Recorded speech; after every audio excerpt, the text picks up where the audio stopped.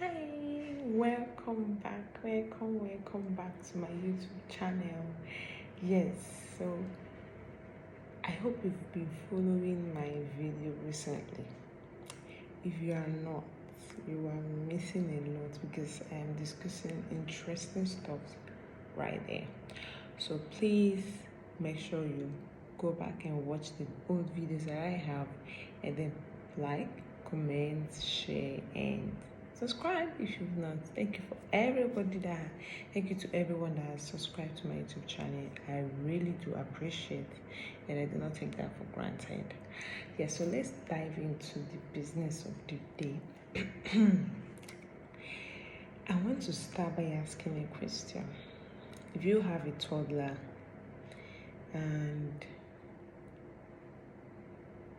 you have at some point felt like, no, I don't want to be a parent anymore, I don't think I can do this, please quietly raise your hands.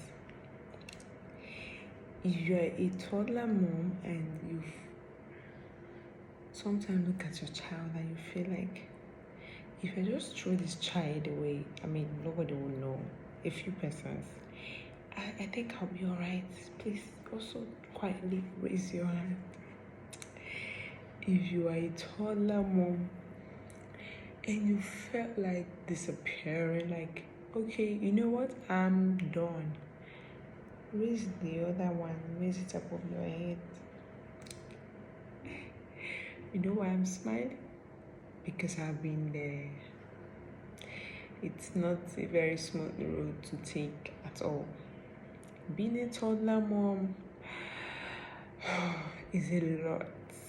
Like, I know every stage has its own challenges, but when your child is getting to, especially if it's your first child, you will be like, what the hell is going on here?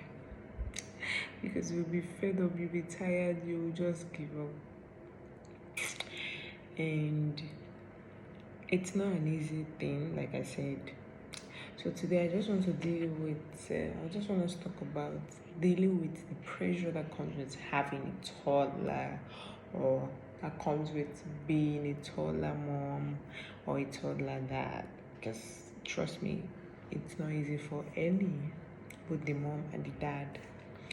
And I'm going to share from my personal experiences because I am one and I'm still one. Yeah, so having toddler is very adventurous. Toddlers are very adventurous. They are that stage is when they are exploring everything around them. They're trying to know what is what, how does what works, and all the things they do is an exploratory stage. So they try to explore all their environment, try to know, they pick up something and they want to either eat it, put it in their mouth, or trying to find out, open it. So let's just see, what is this about? They are inquisitive. So, and it's a gift from God that you don't need to kill because you are trying to be organized. Toddlers,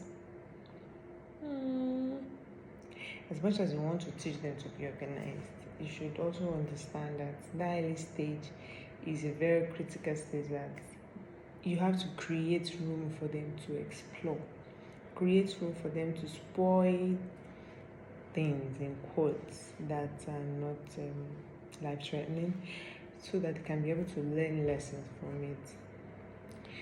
You cannot stop your toddler, for instance, from tearing books. You can't. So don't even think of that.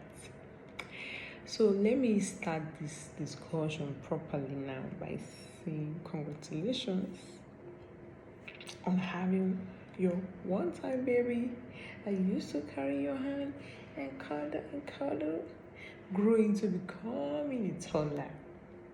It only shows that there is growth and development happening. Nobody wants their child to remain a baby forever.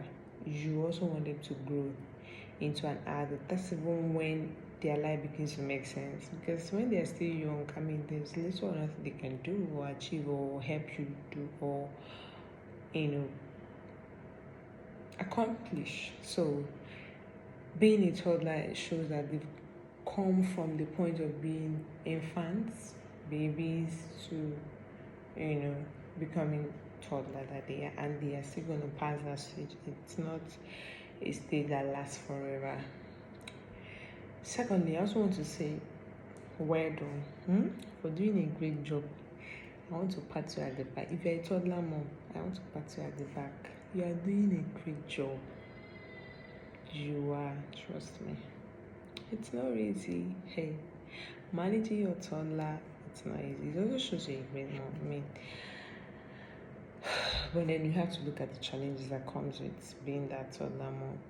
A lot of experience. I mean, I've heard stories about toddlers that made me laugh really hard. Like, I'm wondering, are these really children doing all these kind of things, or are they adults that are claiming to be children? Because it's like I want to be suspecting these ones, but of course that's the reality we are living in, so we have to accept it and move on. Yeah, so let's look at some of the challenges that you might encounter when you begin to have toddler, when your child, your baby boy or baby girl begins to turn to a toddler. First thing is, it's as if you are not having enough time for yourself anymore when you have toddler. I will explain that. When you have toddler, they are everywhere. You want to be everywhere at the same time. You want to keep an eye on them, of course. You want to be sure that they are not going anywhere dangerous, because the moment they start walking, they start going from here to here. You can break them out from the same spot like 50 times a day. I'm not even exaggerating. They can go to a particular place and say, don't go there, they'll go again. Don't go there, they'll go again. Don't go there, they'll go. And if you leave them, maybe turn, before you know it, they're already in that same spot you ask them to go. That's a toddler for you.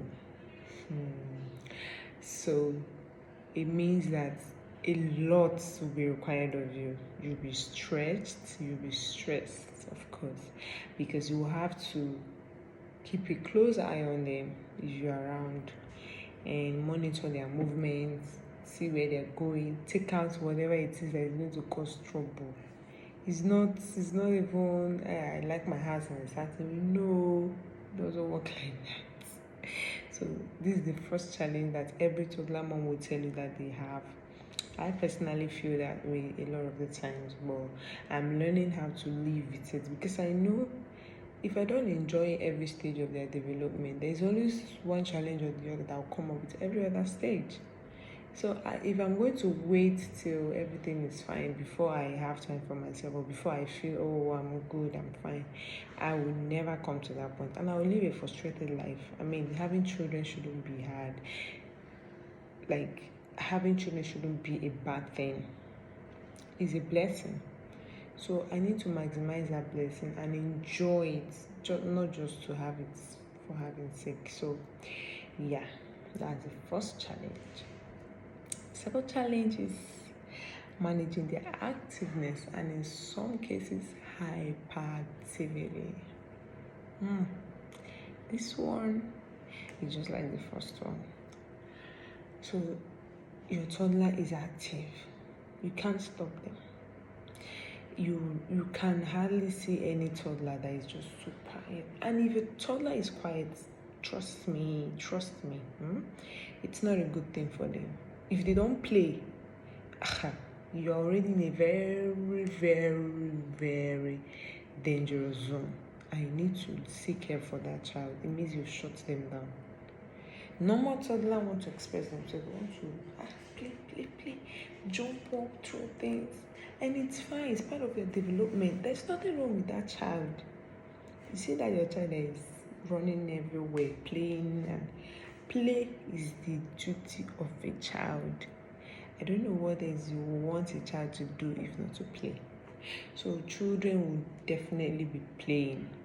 They are players. Yes, that's their job description as far as life is concerned. So being able to manage their activeness, or in some cases, because some children are more active than the others, so they are termed hyperactive, of which some have factors that led to it and can also be managed or controlled. So that's another issue with having a toddler. So you have to manage their activeness. They can be everywhere. From the moment their eyes are opened, from the moment they wake up till when they sleep, now so run around. In fact, you'll be craving for when they will sleep. So this is one of the second issue that you will have as a toddler mom or a toddler dad. I'm using mom because I am a mom, and I also understand that at that toddler stage, mothers give in more. In a way, they spend more time with their children, because maybe you're still breastfeeding, or you have another baby, or you're the one sitting back at home to nurse the children. So you have more on your desk than our husbands or their fathers. So their curiosity is increasing in a very fast way. So they need to be managed, they need to be controlled. You don't let them overuse the activeness or overdo it. So that is the job of a parent to do, which is looking like it's a challenge, but it's also a developmental stage that they will pass, that you should also appreciate, of course. So this is the second issue. And then the third one is scribbling and drawing on the wall. Oh my goodness. Gosh, you need to see my house. Forget all these white parts that you're seeing. That's because my daughter's hand cannot get there. Anywhere her hand can get to. My lounge is a mess. Our living room is a mess. The staircase is a mess. The kitchen, the rooms. This girl has written like 1 to 20 in my room on the wall, not in a book. And she goes back to use it as a reference point. So maybe she's counting numbers. She'll go there and say 1. After 1 is 2. So she. And I'm like, wow, I didn't know my wall has become a blackboard or a whiteboard. So toddlers want to scribble. I remember when my daughter first started going to school in last year, she was asked to scribble for a long time. Like that was basically what she was doing every day she came to school.